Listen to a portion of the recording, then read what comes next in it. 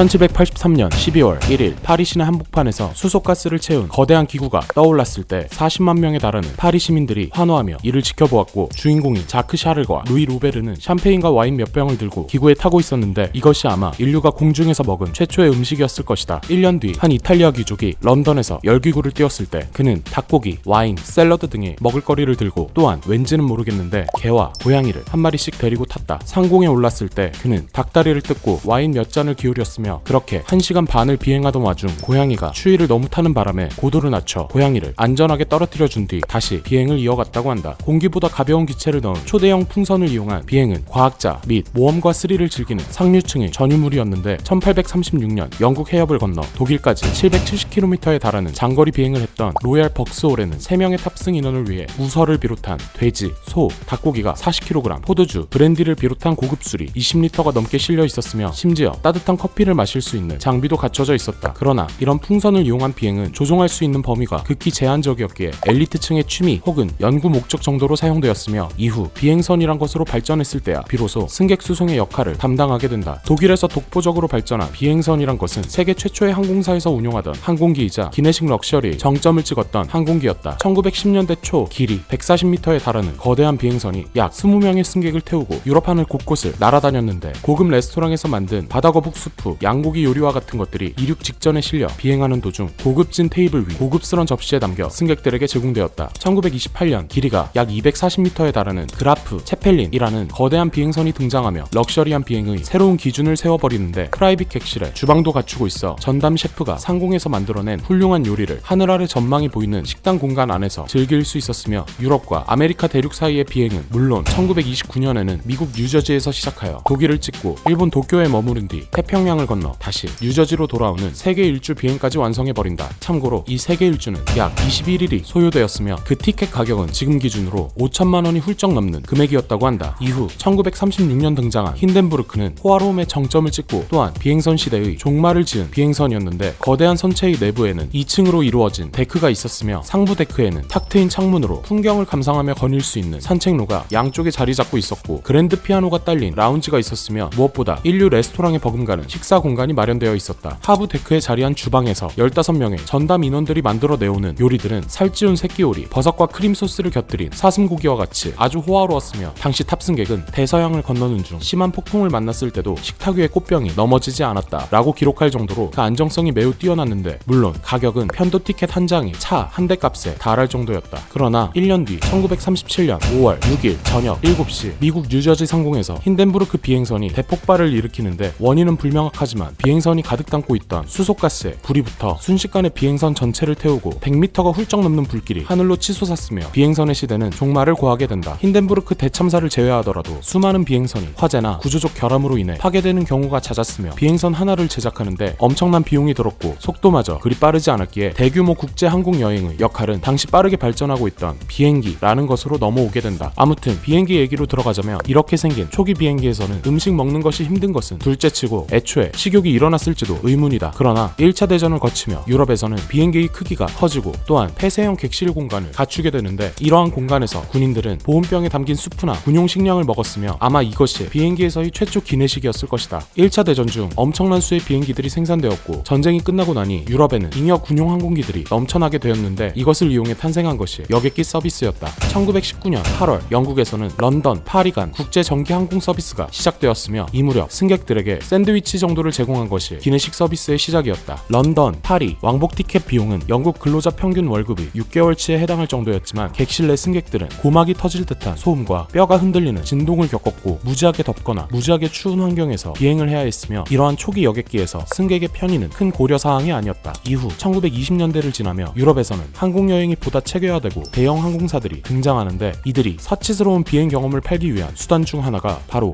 식이었다. 1927년 영국 임페리얼 항공에서는 실버윙 서비스를 도입하는데, 기내 승무원이 4코스로 이루어진 식사와 각종 주류를 제공하는 럭셔리한 서비스였으며, 이 무렵 프랑스 에어 유니온에서는 특정 비행기에 하늘의 레스토랑이라는 명칭을 붙여 광고하였고, 독일 루프트한자의 경우 고급 호텔 출신 웨이터를 섭외하여 보온병에 담긴 따뜻한 요리를 서빙하는 음식 전문 서비스를 내놓기도 했다. 다만 이러한 럭셔리 기내식 서비스는 좀 특이한 케이스였으며, 일반적으로는 연료 보급 및 정비 등의 이유로 비행기가 잠시 지상에 착륙했을 때 승객들이 식사를 하는 것이 보통이었다. 있었다. 아무튼 이후로는 미국을 중심으로 항공 여객 산업이 크게 발전하는데 초기 기내 서비스 측면에서는 당시 유럽과 크게 다를 것은 없었지만 주목할 만한 것은 1930년도 미국 유나이티드 항공사에서 최초의 여성 승무원을 고용한 것이다. 왠지 비행기에 푹 빠져있던 한 여성이 항공사를 설득하여 자신을 비롯한 7명의 동료 간호사들을 스튜어디스로 고용해달라 한 것인데 당시 승객이나 승무원 대다수가 남성이었던 상황에서 여성이 탑승한다면 비행기에 안전하다는 이미지가 심어질 수 있다는 점, 또한 훈련받은 간호사들이기에 승객들을 잘 돌볼 수 있다는 점을 어필하여 고용될 수 있었고, 여성 승무원의 개념은 다른 항공사에도 빠르게 자리 잡기 시작한다. 당시 이들의 임무는 기내 청소, 승객 및 수화물 체크를 비롯하여 보온병에 담긴 음식을 접시에 덜어 서빙하는 등 다양한 업무가 있었지만 무엇보다 중요했던 것은 멀미를 겪는 승객들이 개워낸 것을 치우는 것 플러스 이들을 돌보는 임무였다. 엔진에서 나오는 소음으로 승객들에겐 귀마개가 제공될 정도였으며, 안 그래도 비행기의 진동이 그대로 전해지는 불편한 의자에 난기류까지 더해지는 상황이었기에 당시 비행 경험은 썩 유쾌한 것이 아니었고, 기내식도 뭐 그리 맛있게 먹었겠나 싶다. 이후 미국에서 여객기가 빠르게 발전하며 승객들도 보다 안락한 비행을 즐길 수 있게 되는데, 보잉사에서 제작한 선구적인 기체 모델 247은 편안하고 널찍한 10개의 좌석과 더불어 최신 난방, 환기 장치 그리고 방음 시스템을 갖추고 있었으며, 이에 대항하여 미국 더글라스사가 1935년에 내놓은 역사상 가장 성공적인 항공기라고 평가받는 DC-3라는 여객기는 보다 쾌적하고 안정적인 비행 그리고 더욱 많은 승객을 태울 수 있었으며, 더욱이 이 항공기에는 음식을 따뜻하게 보관할 수 있는 조리실이 구비되어 있었기에 지상에서 만들어진 음식을 따뜻하게 좀 더 편안하게 즐길 수 있었다. 한편 이 무렵 1930년대 유럽과 미국에서 잠깐 황금기를 맞이했던 항공기가 있었으니 비행정이라 불리는 물 위에서 뜨고 내릴 수 있는 비행기였는데, 영어로 플라잉 보트, 즉 하늘을 나는 배였다. 비행 도중 까딱 문제가 생기면 바다 위에 착수하여 인근 선박에 구조 요청을 할 수도 있었고, 이착륙을 위한 비행장을 건설할 필요도 없었으며 여객선보다 속도도 훨씬 빨랐기에 대양을 횡단하는 데에 있어 아주 적합한 항공기로 여겨졌다. 보트와 같은 선체 내부에는 육상 비행기보다 더 넓고 고급스러운 객실 플러스 음식을 조리할 수 있는 공간과 식당까지 갖춰져 있었는데, 1939년 비행정의 정점이자 당시 가장 큰 여객기였던 보잉 314는 70명이 넘는 승객을 태우고 태평양과 대서양을 날아다녔으며 12명이 식사를 할 수 있던 공간에는 갓 조리된 호화로운 음식들이 서빙되었다. 당시 승무원의 회고에 따르면 출발지에서 실린 음식 재료들은 비행 중 다양하게 조리되는데, 가령 소고기는 생고기로 실려 전기 오븐에서 구워졌고, 감자는 껍질을 벗기는 작업부터 비행정 조리실 내에서 이루어졌으며, 이외 다양한 요리들을 레스토랑과 같은 공간에서 즐길 수 있었다고 한다. 비행정이 들르는 정류장마다 승무원들이 현지의 식재료들을 구해와 신선한 음식을 제공했으며, 꼬리 부분에 스위트룸까지 구비되었던 보잉 314는 비행정 럭셔리의 정점이었고, 샌프란시스코에서 마닐라까지 왕복 티켓 비용은 당시 평균 미국 근로자의 연봉 수준이었다고 하는데, 아무튼 비행정은 2차 대전을 전후로 급속도로 발전하는 육상 비행기에 밀려 잠깐의 황금기를 누리는 것에 그치게 된다. 1940년 운항을 시작한 보잉사의 육상 비행기 스트라토라이너는 난기류가 발생하는 고도를 넘어 약 6,000m 상공에서 비행을 했는데, 항공기 내부의 기압을 조절해주는 장치에다 널찍한 조리실을 갖추고 있어 38명의 승객들은 쾌적한 환경에서 기내식을 즐길 수 있었고, 1949년 운항을 시작한 보잉사의 스트라토 크루저 여객기는 114명의 승객까지 태우고 이전 시대의 비행정만큼 럭셔리한 비행을 제공했는데, 갓 조리된 7코스의 식사가 제공되거나 커다란 공간을 활용하여 뷔페가 차려지기도 했으며, 한편 식사를 마친 승객은 나선형 계단을 타고 내려가 하부 데크에 자리한 넓은 라운지에서 클럽과 같은 분위기를 즐길 수도 있었다. 아무튼 2차 대전을 거치며 비행기들이 빠르게 발전하고 대량으로 생산된 한편, 전쟁이 끝나자 고성능의 잉여 군용기들이 저렴한 가격으로 민간 시장에 풀리게 되는데, 이 비행기들을 이용해 기존의 대형 항공사들보다 훨씬 저렴한 항공권을 판매하는 소위 비정기 항공사들이 등장하게 된다. 편의시설을 거의 제공하지 않고, 또한 특정 노선의 좌석이 다 팔려야 비행기를 띄웠기 때문에 좌석이 텅텅 비어도 예정된 시각에 비행기를 띄워야 하는 대형 항공사들보다 훨씬 싼 가격에 여객 서비스를 제공할 수 있었으며, 한편 이들에 대항하여 기존 대형 항공사들이 내놓은 것이 저렴한 좌석, 즉 이코노미 클래스였다. 티켓 가격을 낮춘 대신 제공하는 서비스의 질도 낮은 새로운 좌석을 도입하여 승객의 등급을 나누기 시작한 것인데, 당시 주요 항공사들끼리 합의했던 내용 중 하나가 이코노미 승객들에게는 간단하고 차갑고 저렴한 음식, 즉 샌드위치 같은 것만을 제공하자는 것이었다. 이 샌드위치 협정은 일부 항공사에서 빵 조각 위에 랍스터나 캐비아 같은 것을 올려놓고 샌드위치라 주장하는 등의 사건이 발생하며 이내 사라졌고, 이후 이코노미석에서도 따뜻하고 맛있는 음식들이 제공되기 시작한다. 빽빽하게 채워진 이코노미석은 같은 면적의 퍼스트 클래스 좌석 못지않은 수익을 냈으며, 그렇게 1950년대 후반 대서양을 건너는 데 있어 배보다 비행기를 이용하는 사람들이 많아졌을 무렵 여객기에 제트 엔진이 달리기 시작하며 항공여행 대중화의 길이 열리게 된다. 제트 엔진을 단 여객기는 더욱 빠르게 더욱 많은 승객을 싣고 비행할 수 있었는데, 1958년도 상업 운행을 시작하여 제트 여객기의 시대를 열었던 보잉 707의 경우 180명에 달하는 승객의 시속 1000km에 달하는 속도, 그리고 상공 1만 미터가 훌쩍 넘는 고고도에서 비행하여 이전의 그 어떤 여객기보다 빠르고 쾌적한 경험을 제공하였다. 한편 항공사의 입장에서는 비행 시간은 짧아진 와중 크게 늘어난 승객들 모두에게 만족스러운 음식을 제공해야 했는데, 이는 냉동식품이라는 것을 통해 이루어졌다. 지상의 전용 주방에서 대량으로 음식을 조리하고 급속 냉각시킨 뒤 이를 세계 각지의 공항으로 보내 기내에 싣고 비행 도중 오븐에 데우기만 해서 제공하는 것이었는데, 현대까지도 이어져 오는 방식이었다. 이후 보잉 707보다 2.5배 크고 워낙 거대했기에 하늘을 나는 것이 아니라 지구가 아래로 꺼지는 것뿐이다 라는 말까지 돌았던 보잉 747 전보 제트 여객기는 500명에 달하는 승객을 태우고 전 세계를 날아다녀 국제 항공여행 대중화의 시대를 열었으며, 기내에 실린 균일한 품질의 맛 좋은 음식들이 오븐에서 데워져 이코노미석에 제공되었고, 커튼 너머 퍼스트 클래스에서는 더욱 맛이 좋은 음식들이 오븐에서 데워진 뒤 고급스러운 접시에 담겨 서빙되었다. 참고로 이후 승객 확보를 위한 경쟁 속에서 항공사들은 이코노미석을 더욱 빽빽이 채워넣고, 또한 할인된 항공권을 마구 뿌리는데 그만큼 이코노미 승객들의 공간은 비좁아지고 저렴해진 가격만큼 기내식을 비롯한 서비스의 질도 낮아지게 된다. 이때 퍼스트 클래스만큼은 아니더라도 이코노미보다는 나은 비행을 원하는 승객들을 겨냥하여 탄생한 것이 비즈니스 클래스였다.